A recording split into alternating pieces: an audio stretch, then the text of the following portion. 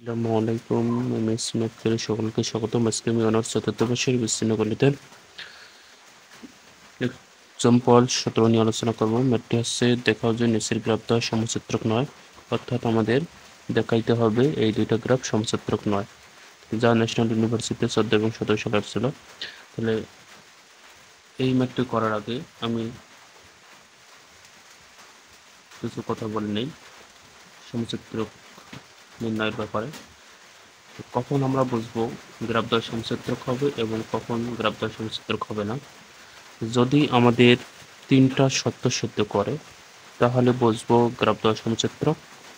আর তিনটা শর্তের মধ্যে যদি যে কোনো একটা শর্ত সিদ্ধ না করে তাহলে আমরা তখন গ্রাফ দ্বয়কে সমচিত্রক বলবো না। তিনটা শর্ত কি? তাহলে আমরা দুটি গ্রাফকে তখনই সমচিত্রক বলতে পারবো যদি ওই দুইটা গ্রাফের শীর্ষবিন্দুর মান সমান হয়। আবার দ্বিতীয়ত ওই দুইটা গ্রাফের ধার বা রেখা সমান হয়, এবং তৃতীয়ত যদি ওই দুইটা গ্রাফের শীর্ষবিন্দুর ডিগ্রি বা মাত্রা সমান হয়, তাহলে আমরা তখন গ্রাফ দুটিকে সমচিত্রক বলতে পারবো।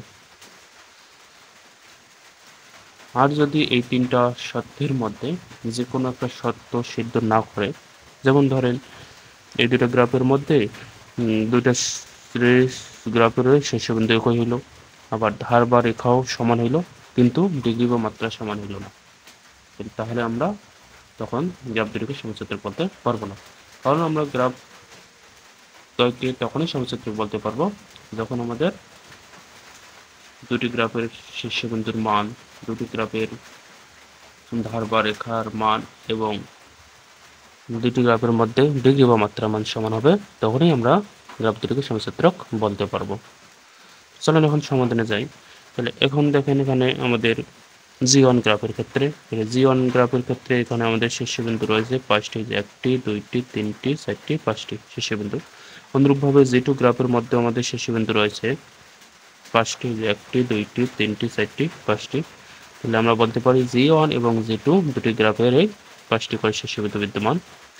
এবার আসি ধার বা রেখা। তাহলে জি1 গ্রাফের মধ্যে দেখেন যে এখানে এবি একটি রেখা, তাহলে এখানে একটি রেখা, আবার এখানে একটি রেখা, 2টি রেখা, 3টি রেখা, 4টি রেখা, 5টি রেখা, 6টি রেখা।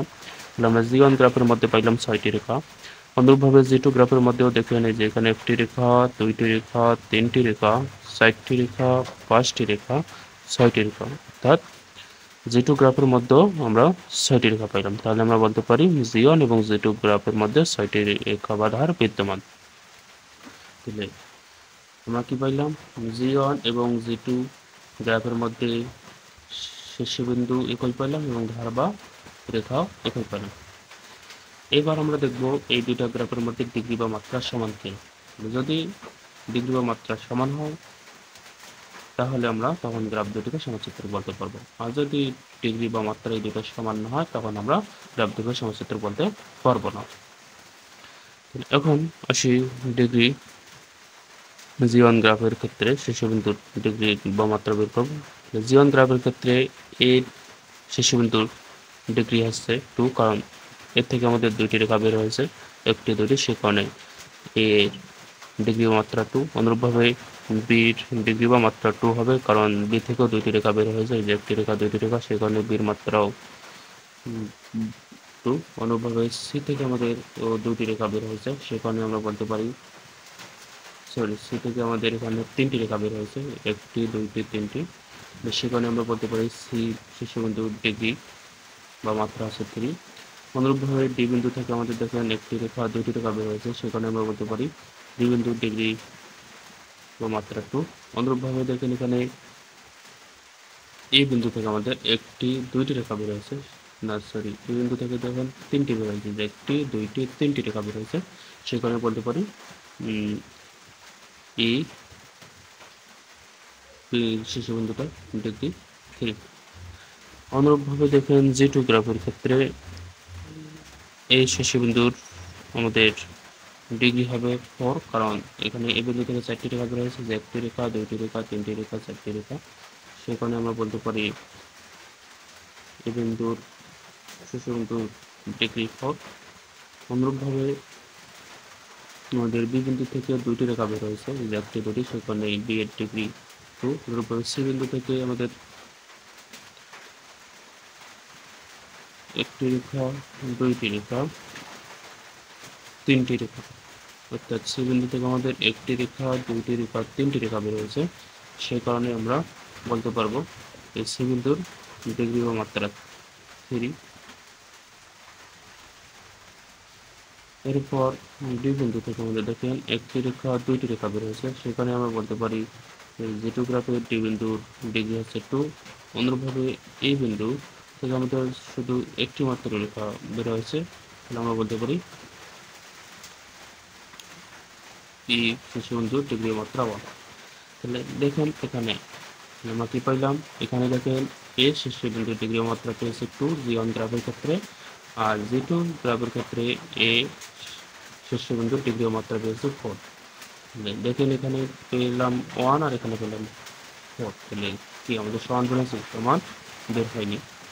অনুরূপভাবে আবার দেখেন এখানে এই বিন্দুর ক্ষেত্রে জি1 গ্রাফে ডিগ্রি পেয়েছে 3, আবার জি2 গ্রাফের ক্ষেত্রে এই বিন্দুর ডিগ্রি মাত্রা পেয়েছে 1। তাহলে এখানেও কি আমাদের সমান বের হয়নি।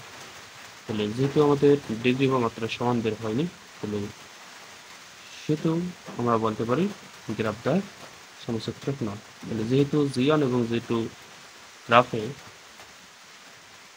গ্রাফে শীর্ষবিন্দু এবং ধার একই, কিন্তু ডিগ্রি অর্থাৎ মাত্রা ভিন্ন, অর্থাৎ জি1 এবং জি2 গ্রাফের মধ্যে যেহেতু আমাদের শীর্ষবিন্দু এবং ধার বা রেখা সমান পেয়েছে, কিন্তু এই যে ডিগ্রি সমান পাইনি, সে কারণে আমরা বলতে পারি যেহেতু জি1 এবং জি2 গ্রাফের শীর্ষবিন্দু এবং ধার একই, কিন্তু ডিগ্রি বা মাত্রা সমান নয় অর্থাৎ ভিন্ন, তাই আমরা বলতে পারি প্রদত্ত গ্রাফটা সমসূত্রক নয়। আশা করি বুঝতে পেরেছেন। তাহলে কারণ এখানে সমসূত্রক কেন হইল না, কারণ আমরা জানি সমসূত্রক হইতে গেলে আমাদের তিনটা শর্তই সত্য করতে হবে, অর্থাৎ শীর্ষবিন্দু একই হতে হবে, আবার ধার বা রেখাও একই হতে হবে, এবং ডিগ্রি বা মাত্রা একই হতে হবে। কিন্তু এই অঙ্কটার ক্ষেত্রে আমাদের কি শীর্ষবিন্দু এবং ধার একই হয়েছে, কিন্তু ডিগ্রি বা মাত্রা একই হয়নি।